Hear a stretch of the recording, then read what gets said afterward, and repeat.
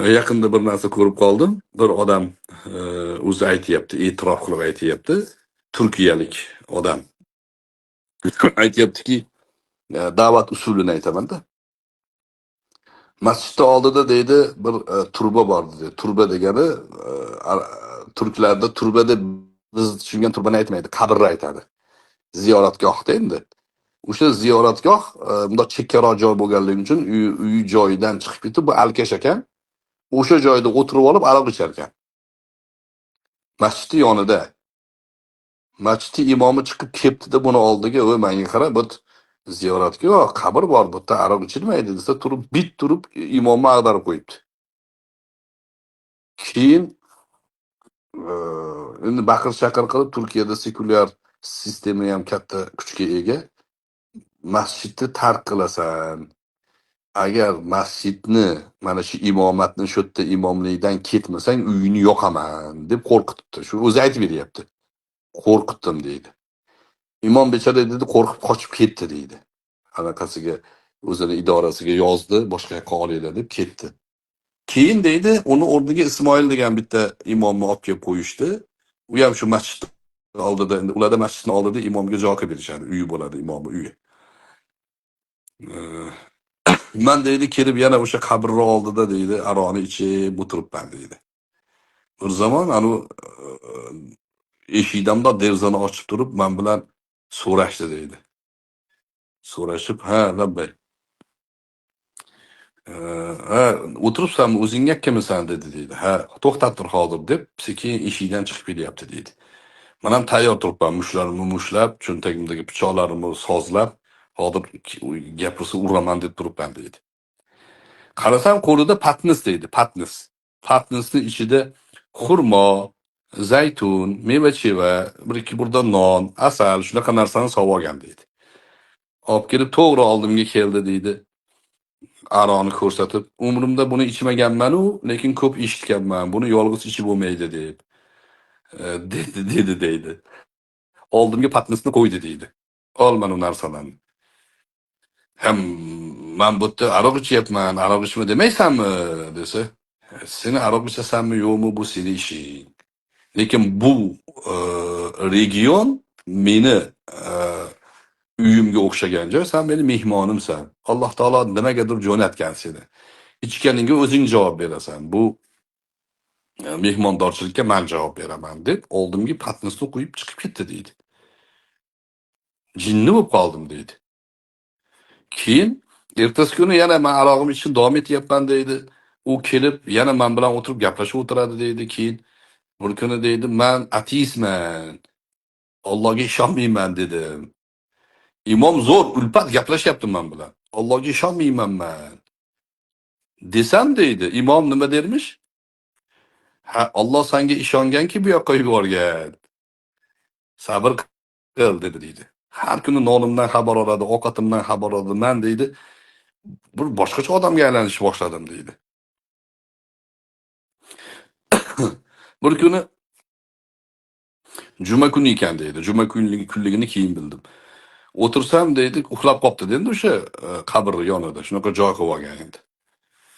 Bir to'da odamlar kelyapti men oldimga deydi. Hammasi sallalik chopon kiyib olgan. Tariqat ahllari endi o'sha Ismoil degan imomim tariqatdan ekan. Hammasi kelyapti. Yuz ko'ziga qarasam meni urgani kelmayapti. Nimadir rahmdillik bilan kelyapti deydi.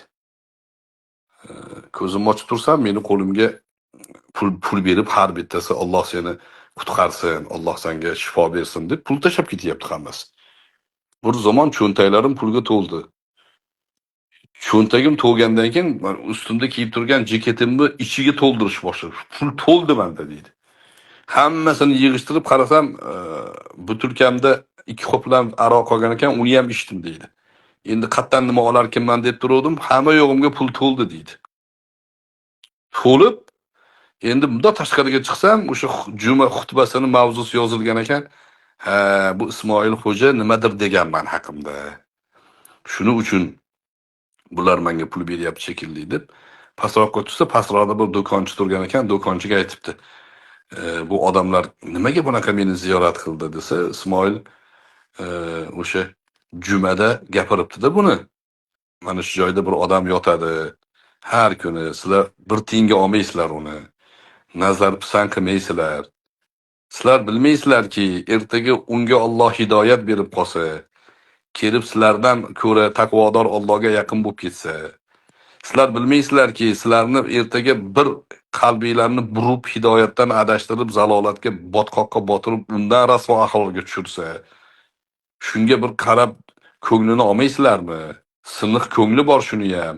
U ham Allohning bir bandasi. Deb jumada shunaqa ta'sirli gapirdi, hamma chiqib seni oldinga yugurdi keyin senga ehson qilgani. Butun juma aholisi pul bergan, tasavvur qilavering.